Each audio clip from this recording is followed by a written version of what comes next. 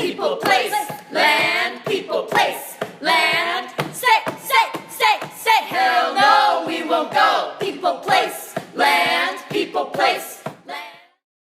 If you were gonna explain what's happening right now in Oakland to like a 5-year-old child, how would you do that?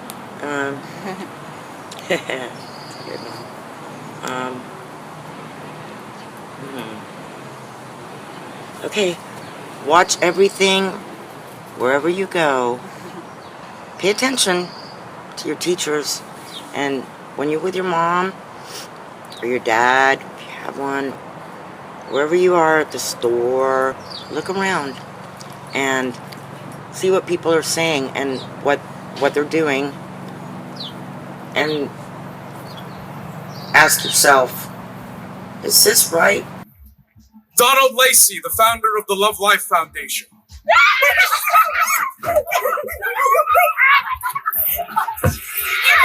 We moved to Oakland when I was about 18 months old. I was born in Canton, Ohio, but all I know is Oakland.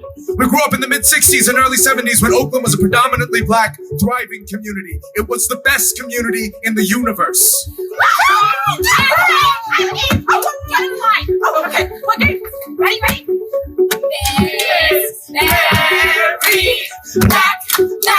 Black, all dressed in black with silver buttons all down her back.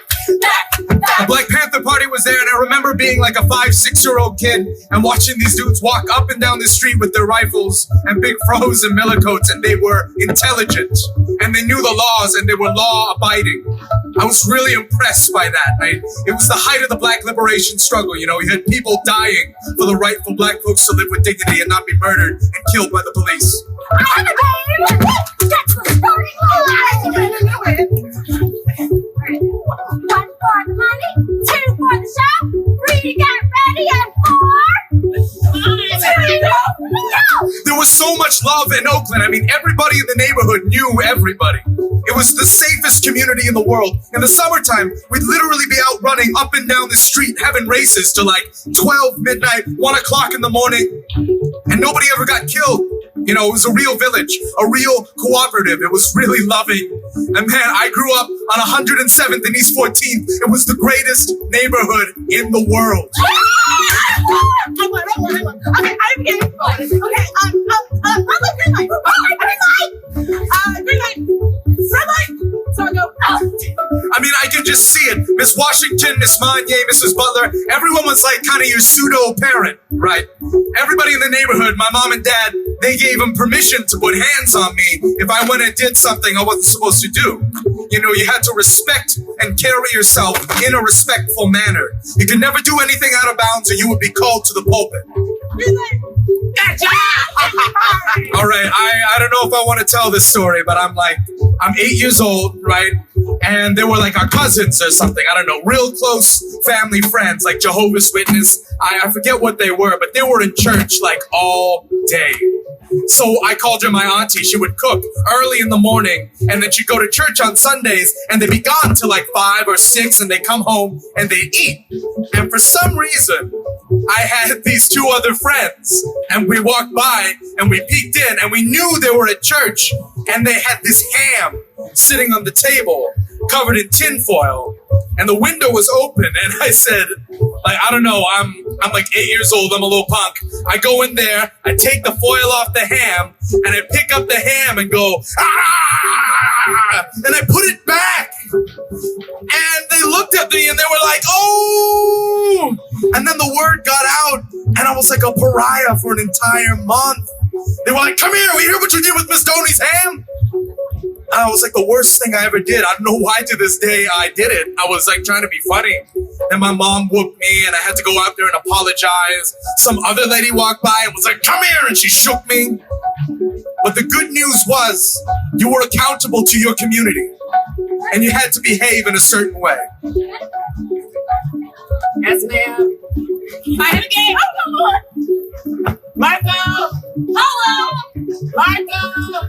So that's the kind of Oakland I remember. There were black businesses from Lake Merritt to San Leandro, predominantly black businesses. You would go in there and you would do business with people who looked like you. There were some Asians, some Latinos who had businesses, and so on and so forth. But now you can probably count on two hands all of those businesses left in Oakland.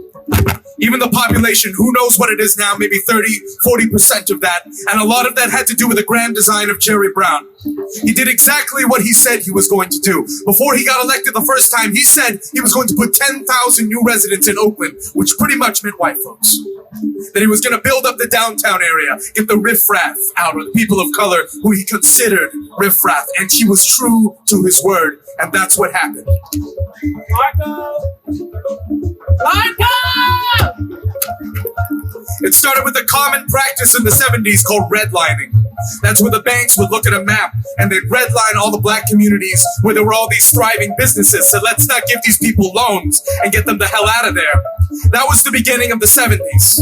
And just as John Ehrlichman said a few weeks ago from the Nixon administration, the war on drugs was really a war on black people. It was a grand design plan that was exercised to a T, and it started the birth of the prison industrial complex. Then the crack cocaine epidemic came in the early 80s, late 70s, and that made the violence spike. You had this highly addictive substance that we had never seen before that was put into communities by the Reagan administration from the Iran-Contra affair. And it changed the whole dynamic. Then those high crime areas became run-down housing from the redlining, and they arrested everybody, and they brought in people cash because they were so fearful of all the crime they had created, and they took all those houses back, and now those same Victorians that they bought with the cash to get those people out of there because they were so frightened, they're selling for like $500,000 in West Oakland, right where you live.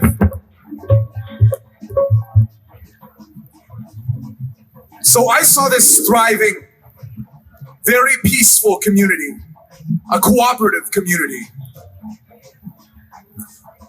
You know, I can't remember growing up anybody getting killed. Not in my neighborhood. I remember one time a kid drowned in Don Castro Park in Hayward who we knew. Nobody got killed. We'd have house parties. Like perfect strangers would come to your house. Maybe someone would get into a fight outside. Nobody died. Mother, may I? Mother, may I? Mother, may I?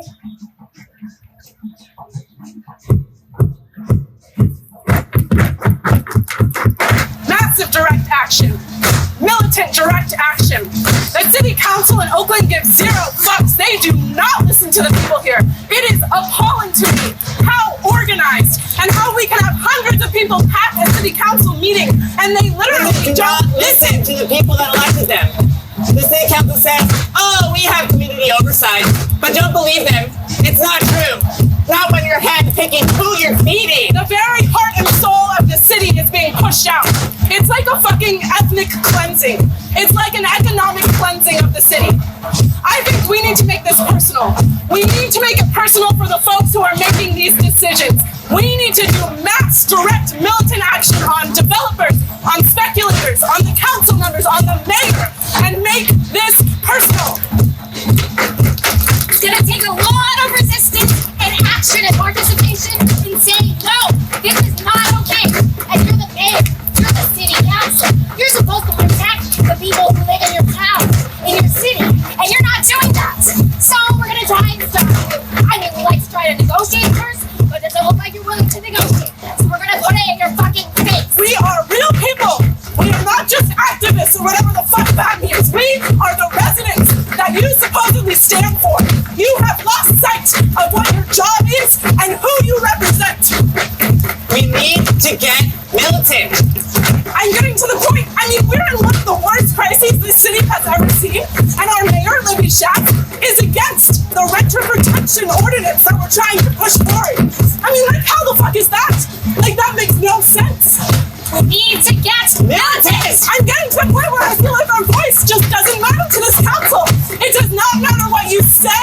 You have to shake people to get them to hear you and get in their fucking faces. If things continue without being reined in, it's gonna be very ugly. The only thing that is really going to change this is massive, direct, militant action in mass scale.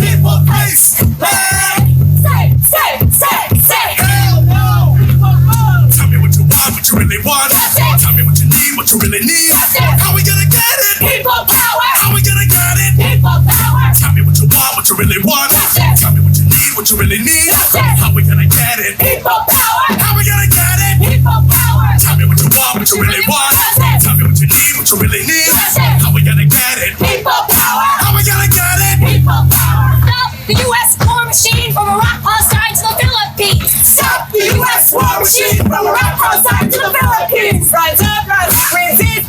No killer cops, no jail. The whole damn system is guilty as hell. Rise up, resist. No killer cops, no jail. The whole fucking system is guilty as hell. Together we are unstoppable. A new world is possible. Together we are unstoppable. A new world is possible. A new world is. A new world is. A new world is.